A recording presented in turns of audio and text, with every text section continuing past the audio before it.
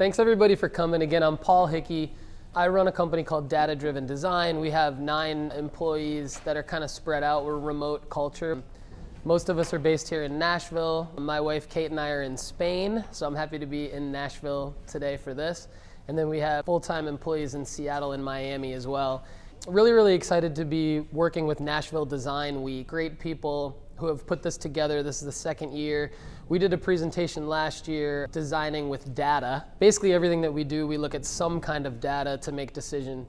And so this year, when I was talking to the Nashville Design Week folks, my idea was to talk about voice, because voice user interface design is something that we all need to learn, and we're all learning it. So there's no real experts in the voice space yet, which I think really makes it a great space to be in, because everyone that I've worked with and that I've talked to is willing to help out and teach and share what tools work best and just explain what the heck is going on. And there's no feeling of anyone being behind, right? Like everyone's just kind of learning, and there's some people that have taught themselves more and done a little bit more so far, and there's some people that just kind of haven't quite got there yet. So what I think is really cool about the group that's here today is you have digital marketers, you have authors, you have people that are in higher education, you have other agencies, other companies that are essential to helping any business kind of grow and function. And so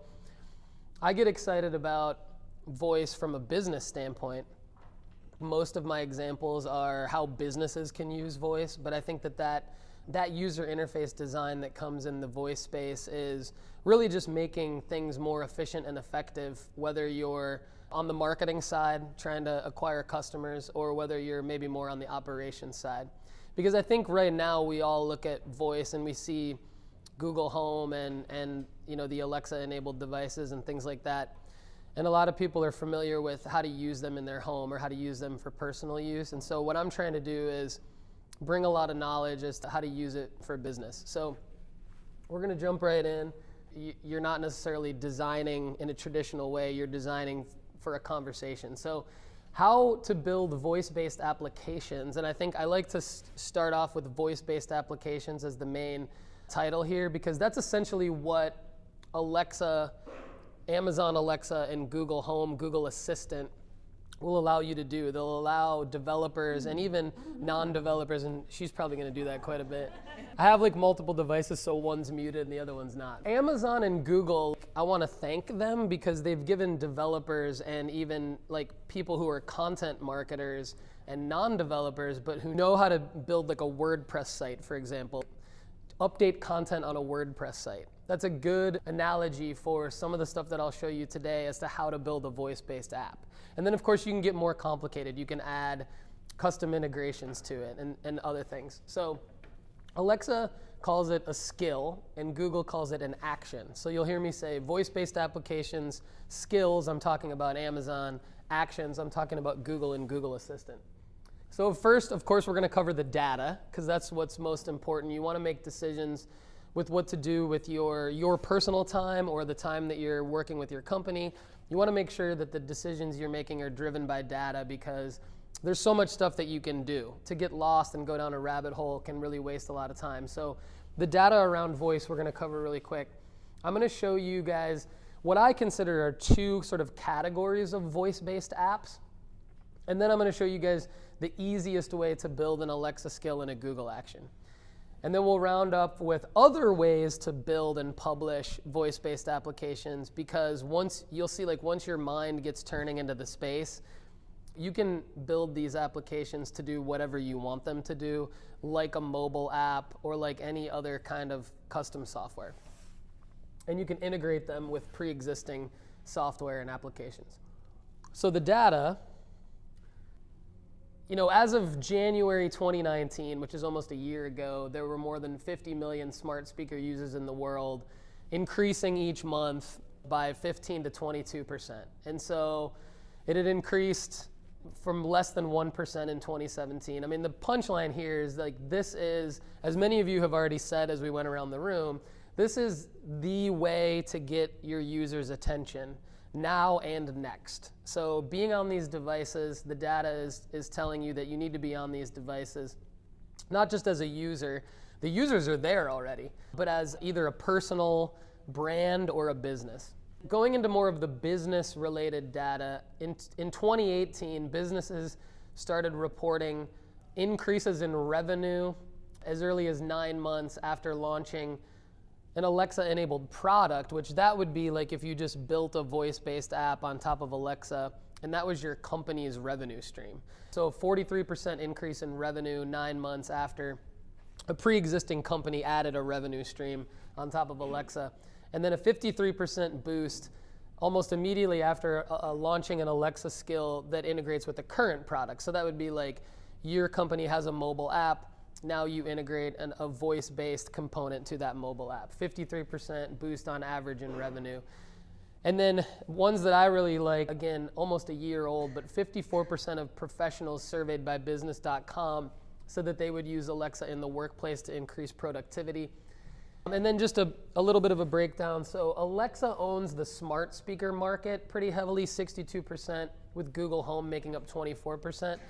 But when you add Google Assistant into that mix, you've got the Android phones that I think come preloaded with the Google Assistant on it. And then even if you're on an iOS device, you can add the Google Assistant app. So when you start to think through, like the smart speakers that I have up here are where Amazon's winning, and Amazon's still doing pretty well where they're putting Alexa in everything now. But Google is right there with them. So let's talk about two types of voice-based apps. This one I'm going to call conversational and content-based. And the business purpose for these apps would be more marketing and awareness. So a lot of the digital marketers that are here, the content people that are here, and people kind of running their own business that are here. And they also serve the purpose of engagement and retention. Alexa skills are the new websites, meaning you can voice enable your website really easily by building a skill. I'm going to mute her now. You can voice enable your website by building a skill that essentially takes the key content that you want users to know about your brand or your business and builds it into a conversation that you can have with the device. And so it's almost like a marriage of the content that's on your website and something that you would put out on Alexa. So you can say something like, Alexa, let's talk about Stewart Transportation Solutions.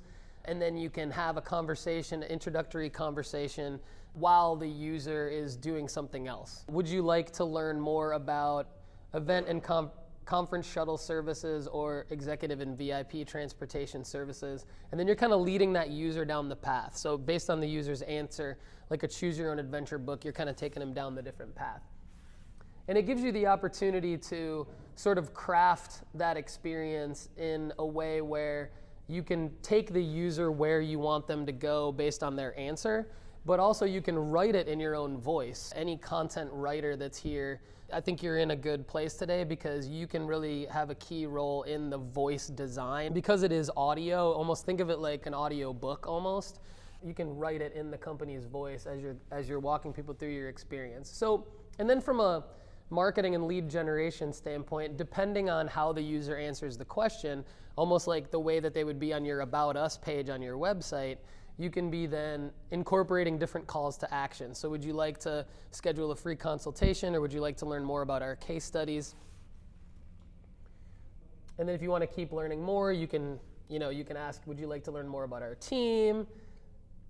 And so you can kind of get the picture that this experience is almost just like being on a company's website, where you would be able to go to the services page, in this case, hear more about the services that they offer, ask different questions to the skill. You'd be able to go to their About Us page, their case studies page, and these things are pretty easy to voice enable from your website. But the difference is that they are going to save time, reduce friction, and meet your user where they are, instead of a website where you essentially have to be on your computer or on a mobile device. This gets very different because you can have an Alexa-enabled device anywhere. So you might have one in a meeting room. You might be, because we're all doing business on the go now, everyone is, because of the revolution with smartphones over the last 15 years, Now, the workplace has totally changed. So people are working remote, people are able to leave the office for a dentist appointment and check in and then check in later. And so your job, your role in your life might put you in a situation where you're in a waiting room at a doctor's office, or you're picking your kid up from daycare or something like that, and you're parked in line at the daycare. You can open up the Alexa app and basically get the information from the Stewart Transportation Alexa skill if Stewart Transportation is a company that you were set out to research. You can do it while exercising, and while driving is kind of my personal favorite. When I lived in Nashville, I would literally spend about 3 hours a day in the car, and I know most of you guys probably are in a similar situation. But there's at least 8 different ways where Alexa is in the car now, and even if you don't have a new car with Alexa built in, you can easily add a dot in your car. This Rove Viva is like a $50 device that plugs into the old cigarette lighter outlet in your car, and you have Alexa in your car. Garmin has their own device, and then Alexa Auto is actually Amazon's device. So now you're thinking about, if you're a company and you have a voice user interface designer, or you work with an agency to design you a skill that's even just a basic audio version of your website, what you're doing for your target audience and your consumers and your stakeholders is you're saying, you can take us with you anywhere. Like, you don't have to be in front of your computer. You don't have to be looking down at a screen. You can get information about us anywhere. That's why I call it frictionless, and I say it saves time, reduces friction, and it differentiates your business, especially right now, because we're in a time frame going into 2020 where not many businesses have these yet. There's a lot of businesses, if you were to go into the Alexa app and you're to search the skills store, similar to the App Store, you'll see that there's probably about 100,000 skills. Well, there's hundreds of millions of apps, right? So, and if you search a particular category related to your business, I'll guarantee you'll get 500 or less, or maybe even 50 or less, depending on like the keywords related to your business. So your competitors, your larger competitors are probably there, like the Chase Banks of the world and the Capital Ones of the world, to give an example of like the larger brands. ESPN, CNN, they all have these skills. But right now, if you're a small business, a medium-sized business, it really differentiates you to be able to give your audience that experience. What about Google? So Google Actions, I've been saying Alexa skills are the new website, so it's the same as Google Actions. So Google Actions can be built the exact same way as Alexa skills. This example that I just walked you guys through can easily be built to be deployed to Google Assistant, so that your business, in the same way that it has now an iOS app and an Android version of your app, we're essentially building these voice skills now where you can deploy them to Google Assistant and to Alexa. Everything that Alexa skills can do, Google Actions can also do. One thing before we get into more examples and actually showing you guys how to build these, it's important to think of it, especially because there's a lot of digital marketers in the room and small business owners in the room. This is not something that needs to add. It doesn't need to be another thing that you have to do. I don't look at it and think, okay, this is in line with your website, Facebook, Instagram, LinkedIn. Do I have to do Snapchat? Do I have to do TikTok now? Do I have to have a YouTube channel? And it's easy to get overwhelmed and think like, well, now I have to have one of these and be on Alexa and have a podcast and be on Google Home. And so instead of thinking of it that way, think of it that it should be woven in through your current experience. It should make your life easier. Another thing to keep in mind, again, that data slide I showed you at the beginning, your customers and your stakeholders are going to expect that your business has these in the next 18 to 24 months. Same way that your business has to have a website now. Examples of some kinds of skills that are the easiest ones to kind of wrap our brain around, in addition to the website example that I gave you, the content-based skill, are called flash briefings. Let's just do a quick show of hands. Who in the room are familiar with what an Alexa flash briefing is? Okay, cool. So about a little under half the room. So this is where it's an audio feed, essentially. It's like a podcast on top of Alexa.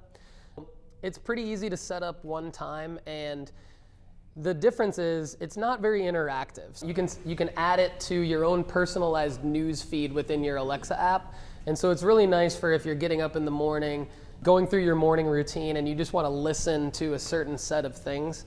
Or if you're driving, of course, and you have Alexa in your car, having a flash briefing, it's a more interactive way of having a podcast. So I'm going to unmute now. Alexa, play my flash briefing. Here's your news. Carmen Johnston Gardens, your landscape and gardening tip. So you say, Alexa, play my flash briefing, or Alexa, what's in the news? Alexa, stop. And so I happen to have one of our clients. Alexa, stop.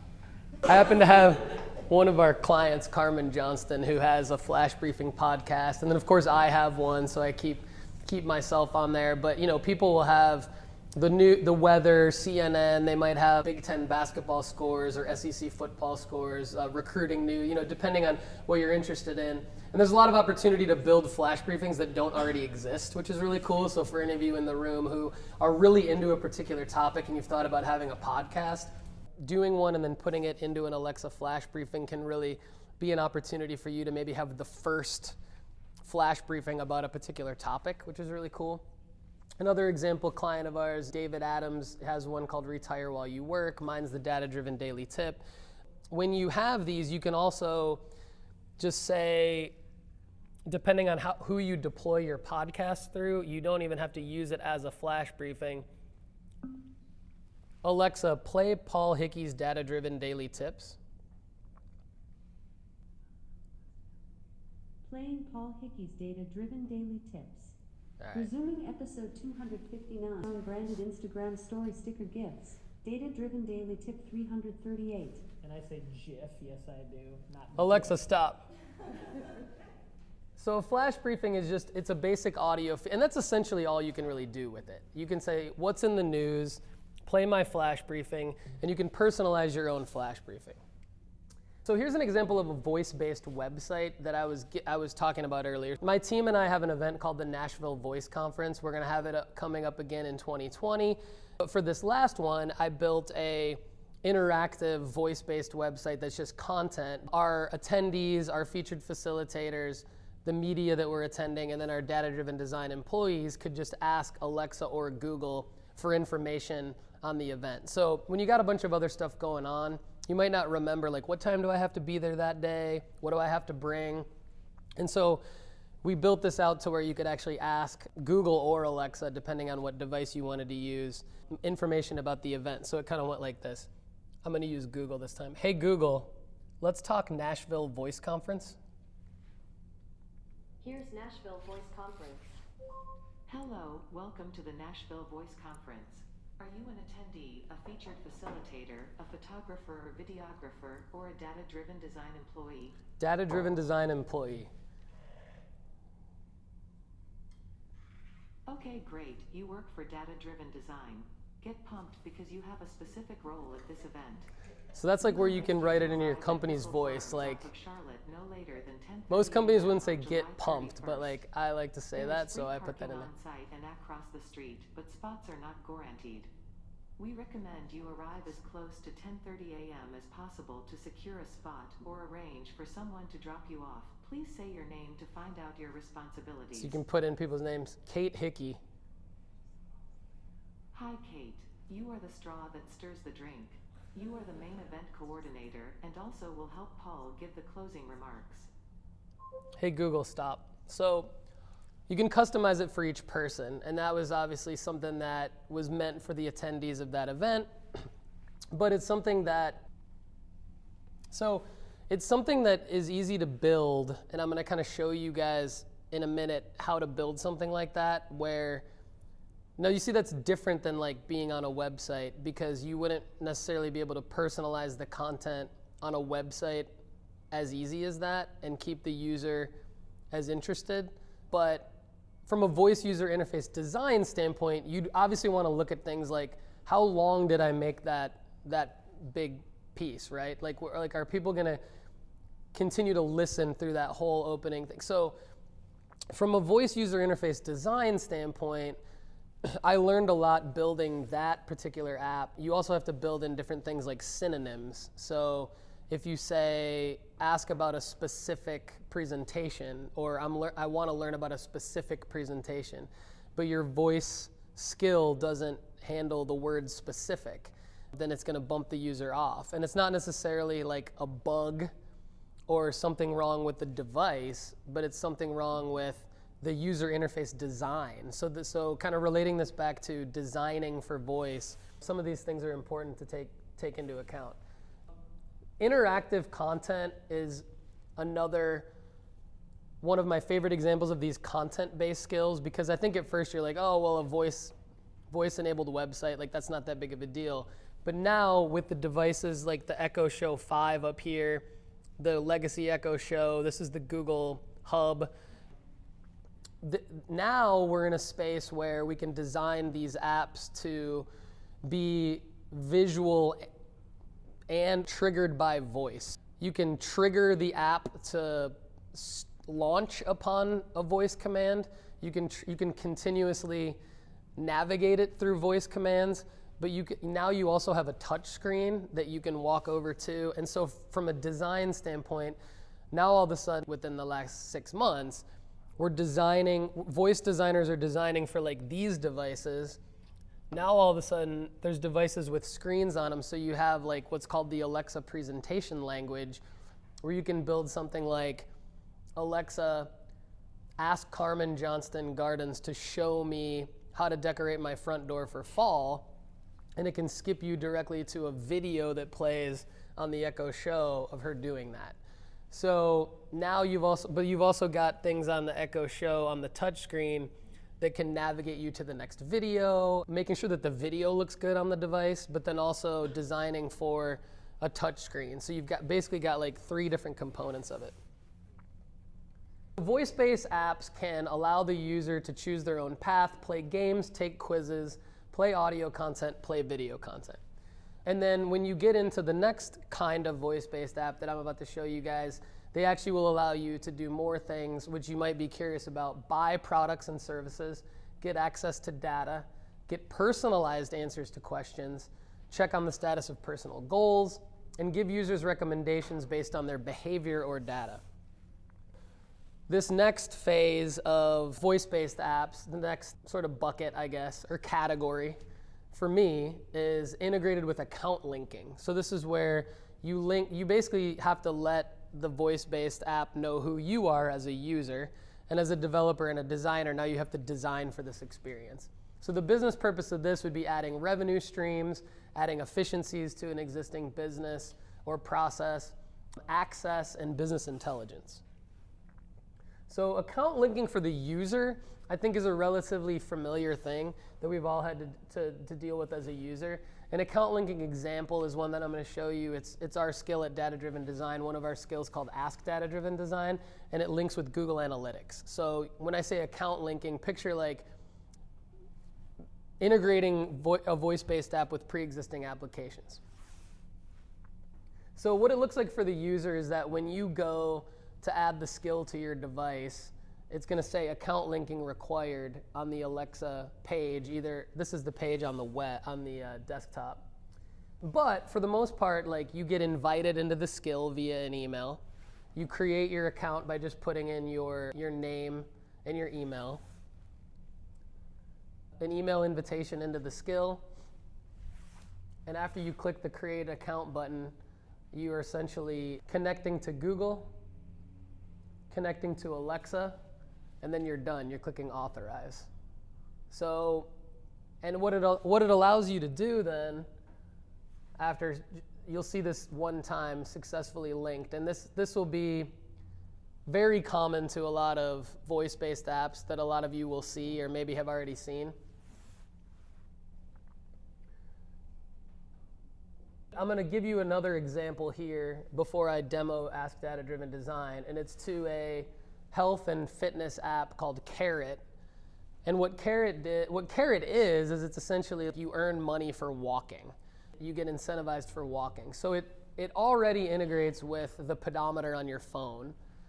And what they did to add the voice-based component to their app was they just, as the user logs in, they just tap one button and then that account linking process happens because you're on your mobile device and the Alexa app's already installed on your phone, and all you have to do is link the two together by clicking the account linking approval. And then what you can do is ask Alexa for the same updates essentially that you would be able to get within your mobile app.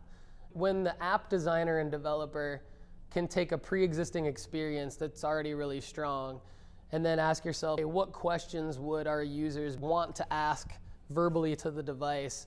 So it's for something like Carrot, there's daily goals, daily walking goals. It's gamified, so you're in with leaderboards against other people, and that's kind of how you can earn additional points and incentivize yourself to be healthy through walking.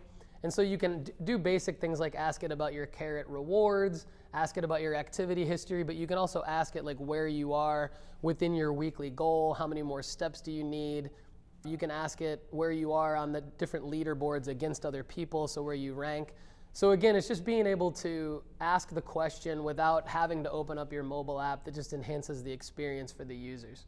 It really has helped Carrot and other businesses that have done this continuously retain their customers, because it's one thing to get somebody into your app and using your app, and it's another thing to have them continue to use your app week over week and month over month. And so enabling the voice-based component to this has really done a lot for them. They have a 30% adoption rate on their Alexa skill, which is huge considering where voice-based apps are right now and how many people are still kind of easing into using them for things like this in addition to music and weather. But it's a good example. So Ask Data-Driven Design is, I'll tell the quick story behind this. So we've traditionally been a web design and development and digital marketing company. And the data, as you saw in the first slide, has been showing us for a long time that we need to get into the voice space. We need to be a leader in building voice-based apps. And so one way we thought of being able to do this would be to look at the different services that we offer, talk to some of our clients and stakeholders, and understand like what would save you time, what would be a service that we could provide for you as a value add in addition to what we're already doing for you. And the number one thing that we do, I think, that other web design and development companies don't do as much as we do, is we look at Google Analytics, and we let Google Analytics really determine a lot of different decisions that need to be made around web design and digital marketing decisions. So our clients love Google Analytics. They love when we explain to them what everything means in Google Analytics, and that's all great. But what we try to help them with is, what are the top 4 to 6 things that you can look into Google Analytics yourself, maybe 30 minutes a month, and then you can get more than just what we're telling you all the time. So we're trying to, since Google Analytics is a free tool, we're trying to help them extend their knowledge base beyond just, and scale that beyond just what we can tell them. And so the feedback we got after several conversations was like, Paul, we just don't have time. We're not going to do it. We're not going to log into the dashboard. We're not going to spend the time to try to find the different things that you can show us really quickly. So I said, okay, now I'm putting all this together and I'm thinking, well, what if we just allowed you to be able to ask Alexa to do it? Like, then would you do it? And they were like, yes, because then we wouldn't have to log in, not know what we're looking at, and then try to find these different things. We don't remember what you told us to look for and all that stuff. So we basically we started with the top 4 questions that we knew everyone would want to ask about their web traffic, aligned with what we always taught them, what we always tell them about when we have them face-to-face, same 4 questions. And we've since added 2 questions to that, and then we just voice-enabled that. So that was the earlier screen where I showed you account linking with Google Analytics one time now allows anyone who has access to our Ask Data-Driven Design skill to get data from their Google Analytics account. So it's like this. Alexa, ask Data-Driven Design how my web traffic is doing. Which site should we look at? GeorgeJones.com. Your web traffic for http://georgejones.com/georgejones has increased 24% this month compared to last year at this time. You have acquired 15,000 users this month versus 12,134 this Alexa, month during stop. last year. You could say, Alexa, launch data-driven design. Okay, let's talk web data. What would you like to know about your web data? And then this is where you might not remember what the questions are, so she'll tell you, like, things you can ask me include. And then there's other questions that we've added. You can ask me include, is my web traffic up or down? Where is most of my web traffic coming from? What are my top viewed pages? Alexa, What is my stop. overall So we've added e-commerce tracking and goal completion tracking to make it a little bit more of like a business intelligence dashboard for voice, so that I think that's another thing that businesses spend a lot of time on, trying to understand, like looking at our Salesforce CRM, looking at our Facebook ads data and all these different places. And so to be able to just voice enable all of that and focus on the key metrics, I think was a good concept for us. Other use cases, audience communications and internal reporting. I'll just quickly, Alexa, open LiveRide. Thank you for attending AWS reInvent 2019. This is your transportation schedule. So this would be You like see it Carrot staying at the a little Bellagio. bit, Is where this correct? yes, you're talking to an event attendee who needs to know information about their transportation schedule while they're at a particular event. What hotel are you staying at? When should your ride pick you up? All those different things. So the live ride skill can do that. And then on the other side of it, a live count skill can give an internal report to the people on the other side of the event that need to track how many attendees moved from point A to point B in a certain amount of time. Alexa, launch live count. Welcome to Live Count at Stewart Transportation. Let's talk passenger count data. Would you like to know total passenger count as of now, or drill down on individual shuttles? Total passenger count.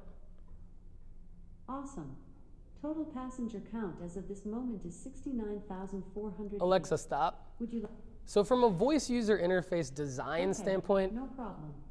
Thanks for live counting with us. you can do stuff Have a like great that, day. like your exit message. You need to be cognizant of things like when you ask it a question, you're asking the user a question, would you like to know total passenger count or drill down on live shuttles? You don't know what the user's gonna say. So the user could say live shuttles, and you might have had it set up where they had to say drill down on live shuttles. Well, you can design the user experience very simply to add synonyms. So you can add drill down on live shuttles, shut up, I just want to hear about live shuttles. Like you can actually design all those like potential prompts into the experience in a way where you can get user feedback on it and then go back, add the different things that you need to add, change it around and redeploy it to the Amazon Developer Console or Google Actions in the same way, maybe even a little bit easier than on a mobile app. So like, and then of course, like on your mobile app, you know how you have to, as a user, you have to update it. You have to get the latest update. The difference in voice-based apps, which is nice, is the user doesn't have to update it. So when the developer deploys the latest version, it just automatically is the latest version, which is something that Amazon has tried to articulate quite a bit to developers. The easiest ways to build a simple Alexa skill in Google Action. There's a lot of things you can't do with blueprints, but for any of you in the room here today, you can build these in like 5 minutes. So the one that I'll show you that I built literally in like 5 minutes is this trivia game. And you go to blueprints.amazon.com and they have just like a ton of pre-existing templates. But this is a cool thing about it is you can pick a template, you can deploy it, you can build a skill, you can deploy it like just to your device. So if you want to do something with just your family or just your coworkers at your company, you could do like, what's our lunch menu for the week in the office? And you can like load up your lunch menu and it's something super simple like that. You can do new employee orientation. You can build a blueprint for that. Just the checklist of things that a new intern would need to know about the office. The welcome receptionist in your office. You could use this for any different ways to kind of add value to your situation or try something new. You can have it on your device, but you can also publish it to the skills store for anybody to use it really easily. So I use this quiz blueprint for what I'm about to show you. I think quizzes are something that any business could easily get behind, just to kind of differentiate your business at this point in time. I don't know that quizzes are going to be the thing 12 months from now or 18 months from now, but I think if you get a skill out, I think it is a differentiator for you right now. It gives you a presence on these devices at like really low, almost no cost entry point. Alexa, open data-driven trivia. Hello and welcome to Data Driven Trivia, the one and only place to totally get geeky with your knowledge of web design data. 1 to 4 players can play. So How many you are can playing? customize all this. 1. Is this DJ Playboy? What? Yes. Let's start. Answer quickly until you get 3 wrong. To undo an answer, say Alexa, undo. What is the ideal amount of main navigation items for a website to convert users? 4. Is the answer 1? More Should than let Rami 10, play. 2, 9, 3, 8, or 4? 5 or less? 5 or less.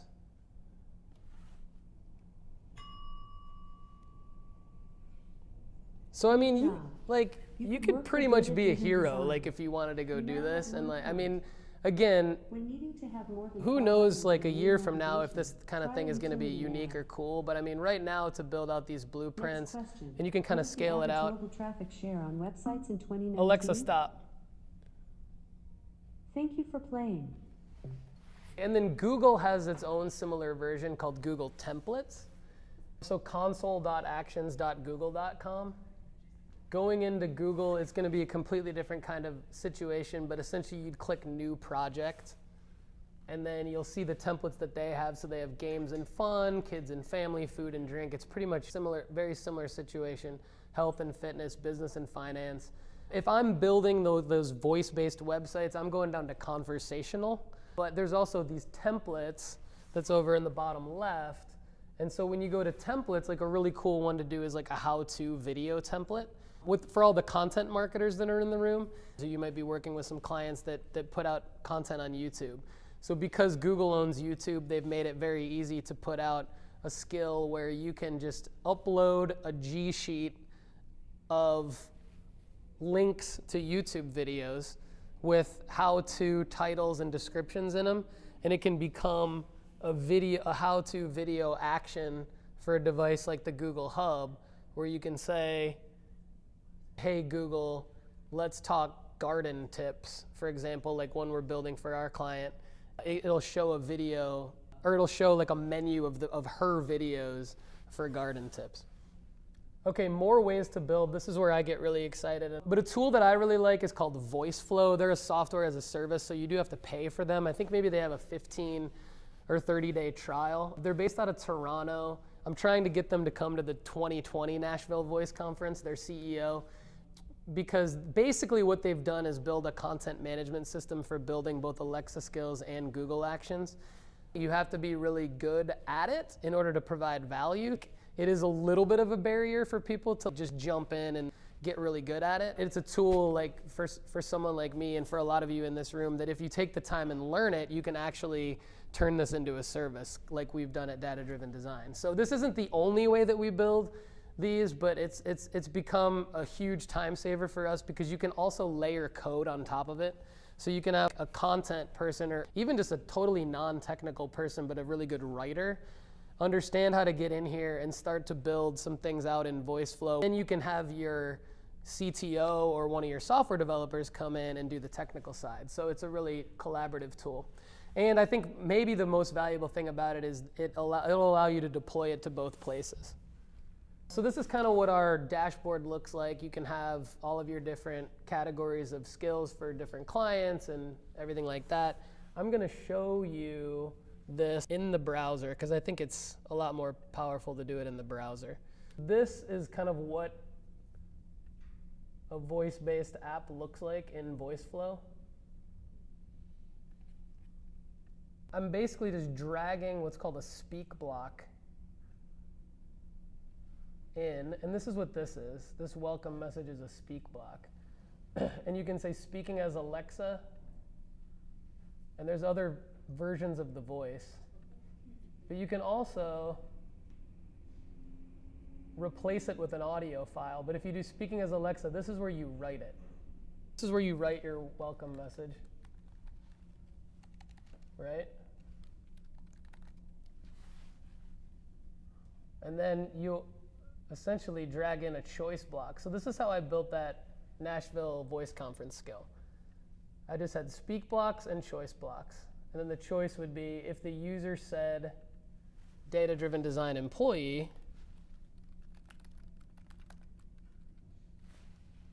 you press enter to add it, and then here's where you put your synonyms. So if I thought they might just say employee, I would do that. Add the synonym. And then you're just connecting the speak blocks and the choice blocks together. And that's essentially how you're building the conversations. You can replace Alexa's voice with an MP3 file in a couple different ways. One way of doing that is through a stream block. So it's just dragging in this stream block over here, and then literally just pasting in a link to a hosted MP3 file that might be on another website. Or if it's under a certain length, if it's under 4 minutes, you can host it. Amazon will let you host it right there. So you can see that, like, you know, this kind of experience can take a few weeks to build out depending on what you're trying to do.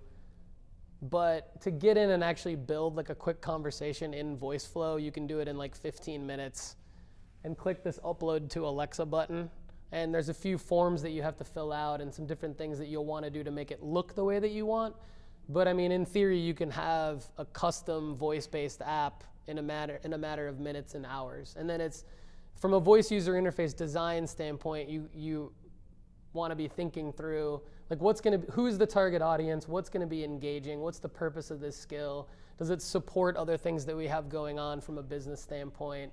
And then that's where you're getting into, like, really making it valuable, like you would make anything else that you're building valuable. But VoiceFlow is going to be a tool that will allow you to do 100% of your building of a custom skill, because it'll allow you to add these code blocks.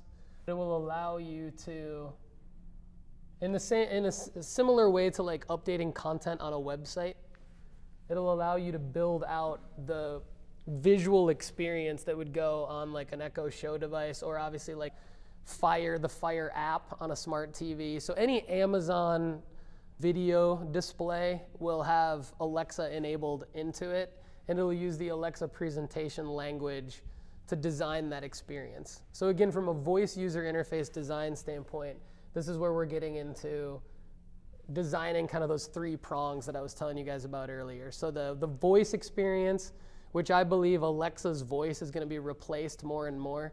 For any of you who play fantasy football, ESPN has one where you can ask Matthew Berry about your fantasy team and like who you should start and all that stuff. Well, that's a good example of what you could use VoiceFlow to build, to be honest, because you can integrate your database of all your players or whatever.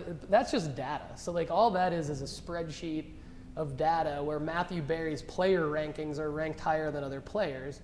And it's just a set of basically variables or rules as to which cell in the database that skill is going to say to start this player over this player. So it's not really unlike how you would build anything for your business or anything that you guys want to do.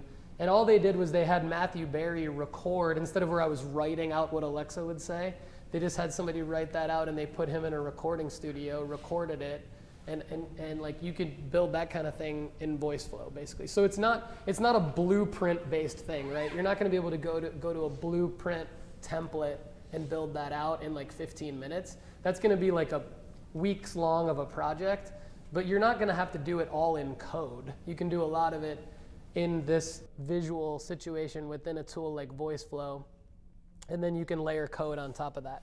Amazon has SkillFlow Builder, which is basically like Amazon's version of VoiceFlow. I haven't used it as much. I can't say if it's better than VoiceFlow or not. I can tell you that while VoiceFlow is a browser-based software as a service Skill Flow Builder is an application that you download locally to your device, and then you design within it, and then you upload that to the Amazon Developer Console. Ultimately, everything is going to revolve around the Amazon Developer Console, because this is where you're actually deploying your skill to Amazon to approve it, to get it into the Alexa Skills Store. So that's a little bit of a process, but it's very straightforward. And this is what it looks like to test a skill in the Developer Console. I could try to do one real quick because I've got it set up, but you can test it after you upload. So what I did here is I built that Carmen Johnston Garden skill in VoiceFlow, uploaded it to the Developer Console. Now I'm testing it, all the different custom intents that I put in there. So you're testing on what it would look like on like a medium-sized device, which would be bigger than this device up here. There's one thing that I think is important within the VoiceFlow blocks. There's something called a custom intent. So the way that you will launch or start to use a skill or an action is called an opening invocation. So you would have Alexa is typically launch, open, or start. Google likes to say, let's talk, and then whatever you want to put there. Then both of them have custom intents. When I said, Alexa, ask data-driven design how my web traffic is doing, that was coded in as a custom intent to say, when the user says, Alexa, opening prompt, and then that utterance of how my web traffic is doing, it's going to skip you down to that. But then also the custom intent can be, look, we just want to market the fact that we have this new piece of content. All we need to do is tell people to say this. You can tell your audience to say this one thing, and it'll skip them directly to that piece of content. For the opening invocation, you're really limited to what Amazon will approve and what Google will approve. And you'll see that pretty early on in the design and development process. And the number one thing that you want to tell everyone on the Amazon side who's using your Alexa skill would be to say launch. Alexa, launch, and then the name of your skill. And the reason why that's important is because the user will not have to do anything else. So if you don't use launch, then the user will have to go into the Alexa app on their phone, find it, and click enable. And then when they click enable, then they can say Alexa open or start. So, but your three with an Alexa skill, your opening invocations are going to be launch, open, and start. And it'll be the name of your skill. I'm posting about this all the time on Instagram at Data Driven Design and on my YouTube channel, which is youtube.com/Paul Hickey. My blog is dataoveropinions.com, so if you go any of those places, you'll see more and more from me on this and my team.